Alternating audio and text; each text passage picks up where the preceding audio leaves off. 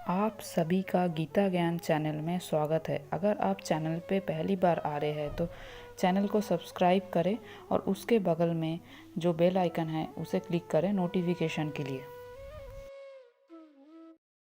श्रीभगवानुवाच काम एष क्रोधो एष स्रजः गुणसमुद्भवः महाअश्वानः महापाप्मा विद्धि एनम् इह वैरिणम्। श्री भगवान ने कहा, हे अर्जुन, इसका कारण रजोगुण के संपर्क से उत्पन्न काम है, जो बाद में क्रोध का रूप धारण करता है और जो इस संसार का सर्वभक्षी पापी शत्रु है। जब जीवात्मा भौतिक सृष्टि के संपर्क में आता है तो उसका शाश्वत कृष्ण प्रेम रजोगुण की संगति से काम में परिणत हो जाता है, अथवा दूसरे शब्दों में ईश्वर प्रेम का भाव काम में उसी तरह बदल जाता है जिस तरह इमली के संसर्ग से दूध दही में बदल जाता है। और जब काम की संतुष्टि नहीं होती तो यह क्रोध में परिणत हो जाता है। क्रोध मोह में और मोह इस संसार में निरंतर बना रहता है। अतः जीवात्मा का सबसे बड़ा शत्रु काम है और यह काम ही है जो विशुद्ध जीवात्मा को इस संसार में फंसे रहने के लिए प्रेरित करता है। क्रोध तमोगुण का प्राकट्य है। ये गुण अपने आप को क्रोध तथा अन्य रूपों में प्रकट करते हैं। अतः यदि रहने तथा कार्य करने की विधियों द्वारा रजोगुण को तमोगुण में ना गिरने देकर सतोगुण तक ऊपर उठाया जाए तो मनुष्य को क्रोध में पतित होने से आध्यात्मिक आसक्ति के द्वारा बचाया जा सकता है। अपने नित्य वर्धमान चिदानंद के लिए भगवान ने अपने आप को अनेक रूपों में विस्तारित कर लिया और जीवात्माएं उनके इस चिदानंद के ही अंश हैं।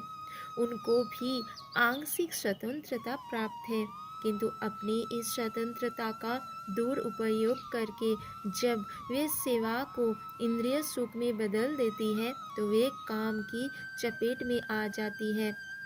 भगवान ने इस सृष्टि की रचना जीवात्माओं के लिए इन काम पूर्ण रुचियों की पूर्ति हेतु सुविधा प्रदान करने के निमित्त की, और जब जीवात्माएं दीर्घकाल तक काम कर्मों में फंसे रहने के कारण पूर्णतया उब जाती है तो वे अपना वास्तविक स्वरूप जानने के लिए जिज्ञासा करने लगती है। यही जिज्ञासा वेदांत सूत्र का प्रारंभ है, जिसमें यह कहा गया है, अथा तो ब्रह्म जिज्ञासा।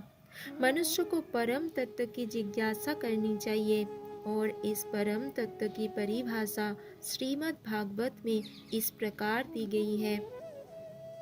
जन्माद्वस्य यन्नयादित रतश्च, सारी वस्तुओं का उद्गम परब्रह्म है। अतः काम का उद्गम भी परब्रह्म से हुआ। अतः यदि काम को भगवत प्रेम में या कृष्ण भावना में परिणत कर दिया जाए, या दूसरे शब्दों में कृष्ण के लिए ही सारी इच्छाएं हो, तो काम तथा क्रोध दोनों ही आध्यात्मिक बन सकेंगे। भगवान राम के अनन्य सेवक हनुमान ने रावण की स्वर्णपुरी को जलाकर अपना क्रोध प्रकट किया, किंतु ऐसा करने से वे भगवान के सबसे बड़े भक्त बन गए। यहाँ पर भी श्री कृष्ण अर्जुन को प्रेरित करते हैं कि वह शत्रुओं पर अपना क्रोध भगवान को प्रसन्न करने के लिए दिखाए। अतः काम तथा क्रोध कृष्ण भावनामृत में प्रयुक्त होने पर हमारे शत्रु ना रहकर मित्र बन जाते हैं।